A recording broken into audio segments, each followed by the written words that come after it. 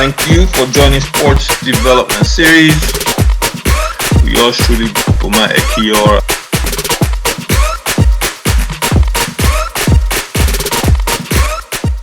Our Sports Dev series is sponsored by Arewa Baobab Fruit Powder, one of the most nutritious substances on the planet. Get your Baobab Fruit Powder from arewabaobab.com. Let's talk about the money for a second. Now, most of these clubs are owned by individuals. Am I correct? So, Brøndby, Midtjylland, Copenhagen. I know Nordsjælland just got bought by Right to Dream, but a lot of those clubs, are these owned by wealthy individuals? Is it kind of like in Italy or in England where you see maybe Russian billionaires or American billionaires owning clubs? Who are the owners of these clubs and how do they finance them? No, well, again, I have to. Maybe that's not the right picture to paint. Normally in Denmark, clubs are just open, and today, of course, the top. We have the Superliga and the Nordic Bet Liga where there are the professional clubs. Then there is a company which is typically on the stock exchange. So it's just like a company like anyone else.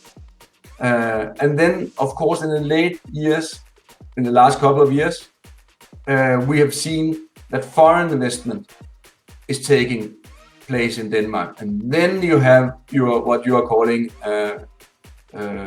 a rich guy coming in and buying this club because he also maybe have a club in France or he has a club in Bulgaria, and then they can move players around that if they get better in Bulgaria, then they have to step up and he can move them to the club in Denmark, and if they step up from there, he can move them to the club in France, and if they step up there, then there's money in the box for him.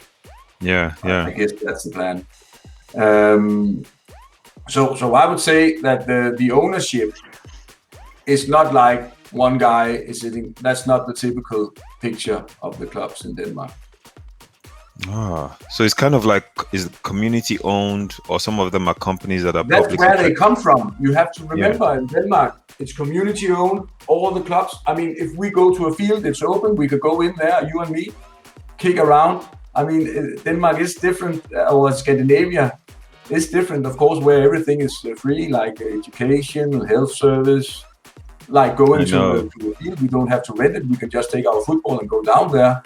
Yeah, I listen. I think that's a beautiful thing. Some people disagree with me, but it is what it is. I think that the fact that we pay 50 to 60% in tax. that's a problem. That's a problem. But I think that it's good that people have access to all these facilities.